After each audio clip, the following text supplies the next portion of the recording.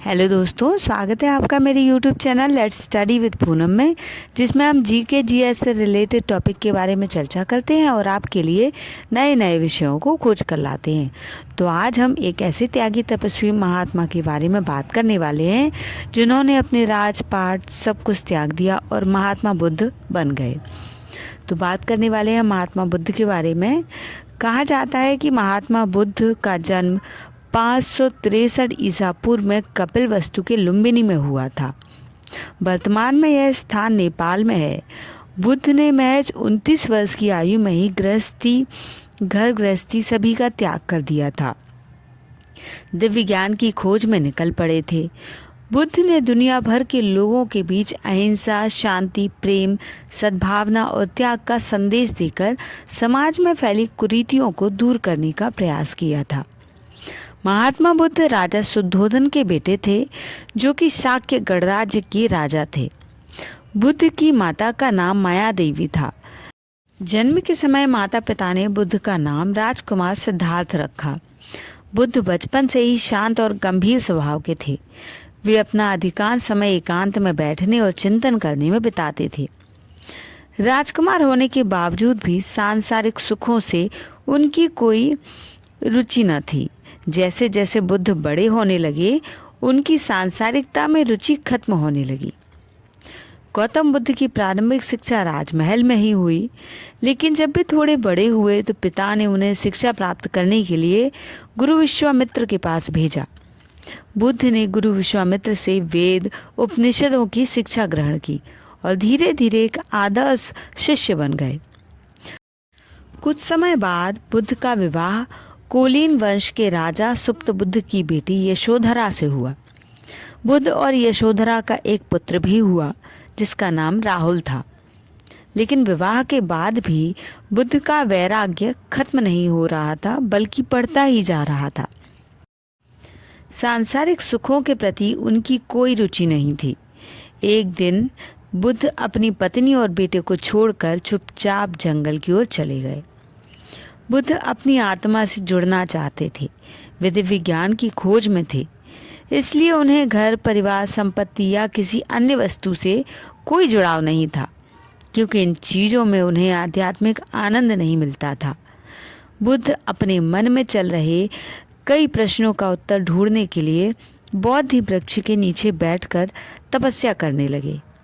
6 साल बाद उन्हें पूर्ण और दिव्य ज्ञान की प्राप्ति हुई। इस तरह से वे राजकुमार सिद्धार्थ गौतम से महात्मा गौतम बन गए। बुद्ध के अनुसार इंसान जैसा सोचता है, उसकी सोच वैसी हो जाती है, वह वैसा ही बन जाता है। कोई मनुष्य बुरी सोच के साथ बोलता या काम करता है तो उसे कष्ट ही मिलता है। वहीं यदि कोई व्यक्ति शुद्ध विचारों के साथ बोलता या काम करता है तो उसे जीवन में खुशियाँ मिलती हैं। ये खुशी उसकी परछाई की तरह उसका साथ कभी नहीं छोड़ती हैं। गौतम बुद्ध ने जीवन में हजारों लड़ाइयाँ जीतने से बेहतर स्वयं पर विजय प्राप्त करना है। यदि स्वयं पर विजय प्राप्त कर लिया तो फिर जीत हमेशा तुम्हारी होगी। इसे तुमसे कोई नहीं छीन सकता। गौतम बुद्ध कहते हैं कि व्यक्ति कभी भी बुराई से बुराई को खत्म नहीं कर सकता। इसे खत्म करने के लिए व्यक्ति को प्रेम का सहारा लेना पड़ता है। प्रेम से दुनिया की हर बड़ी चीज़ों को भी जीता जा सकता है। महात्मा बुद्ध के अनुसार भविष्य के बारे में सपने देखकर अभी से मत उलझो। भूतकाल के समय को याद करके पछताने से अच्छा है अपने वर्तमान में रहो। खुश रहने का सबसे अच्छा तरीका यही है। जिस तरह से एक जलता हुआ दिया हजारों लोगों को रोशनी देता है, ठीक वैसे ही खुशियाँ बांटने से आपस में प्यार बढ़ता है। बुद्ध के अनुसार खुशियाँ बांटने से हमेशा बढ़ती हैं, कभी कम नहीं होती। एक दिन भगवान बुद्ध अपने शिष्यों के साथ एकदम शांत बैठे हुए थे। उन्हें इस प्रकार बैठे हुए देख शिष्य चिंतित हुए कि कहीं वह अस्वस्थ तो नहीं है। एक शिष्य ने उनसे पूछा कि आज वह मौन क्यों बैठे हैं? क्या शिष्यों ने कोई गलती कर दी है? इसी बीच एक अन्य शिष्य ने पूछा कि क्या वह अस्वस्थ हैं, पर बुद्ध मौन रहे। तभी कुछ दूर खड़ा व्यक्ति जोर से चिल्लाया कि आज मुझे सभा में बैठने की अनुमति क्यों नहीं दी गई। बुद्ध आंखें बंद करके ध्यान मग्न हो गए। वह व्यक्ति फिर से चिल्लाया कि मुझे प्रवेश की अनुमति क्यों नहीं मिली। इसी बीच एक उदास शिष्य ने उनका पक्ष लेते हुए कहा कि उसे सभा में आने की अनुमति प्रदान की जाए। बुद्ध ने आंखें खोली और बोले, नहीं, वह अछूत है, उसे आज्ञा नहीं दी जा सकती। यह सुनकर शिष्यों को बड़ा आश्चर्य हुआ। बुद्ध इनके मन के भाव समझ गए और बोले, हाँ, वह अछूत है। इस पर कई शिष्य बोले, हमारे आश्रम में जात पात का कोई भेद नहीं है, फिर वह अछूत कैसे हो गया।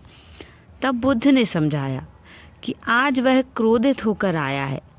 क्रोध से जीवन की एकाग्रता भंग हो जाती है।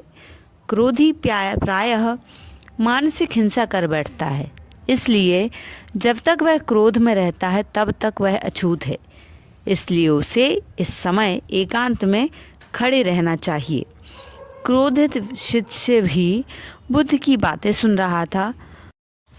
पश्चाताप की अग्नि में तपकर वह समझ चुका था कि अहिंसा ही मनुष्य का महान कर्तव्य और परम धर्म है।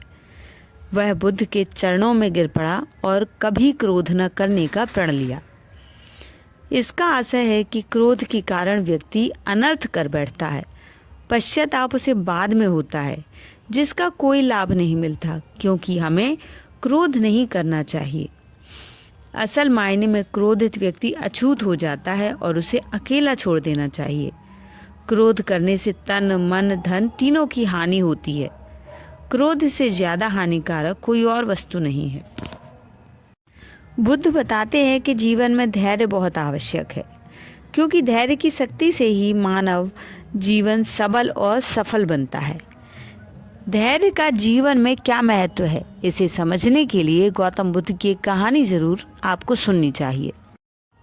सफल व्यक्तियों जानकर गुरुजनों और अपने बड़े बुजुर्गों को आपने अक्सर यह कहते सुना होगा कि जल्दबाजी में किया गया कार्य घातक हो सकता है। इसलिए किसी भी कार्य में धैर्य की ज़रूरत होती है, क्योंकि धैर्य वही शक्ति है जिससे व्यक्ति की आत्मा सबल बनती है। लेकिन आजकल के लोगों में धैर्य नाम की चीज़ नहीं है। वे किसी भी कार्य को करने में या किसी चीज़ को प्राप्त करने के लिए धैर्य नहीं रखते, बल्कि उसे हर चीज़ शीघ्र, अति शीघ्र चाहिए होती है। इसलिए वे इस बात को भूल जाते हैं कि यदि जल्दबाजी में कोई चीज़ मिल भी जाए तो वह जीवन में उसका महत्व शून्य हो जाता है। जीवन में धैर्य का क्या महत्व है और धैर्य क्यों ज़रूरी है, इसे जानना बेहद ज़रूरी है। और गौतम बुद्ध ने हमें इसके लिए कई सारी सीखें दी हुई हैं। तो दोस्तों, अगर हमारा ये वीडियो आपको पसंद आता है तो कमेंट ज़रूर करिए, और अगर हमारे चैनल पर आप नए हैं तो चैनल को लाइक, शेयर और सब्सक्राइब ज़रूर करिए। धन्यवाद दोस्तों।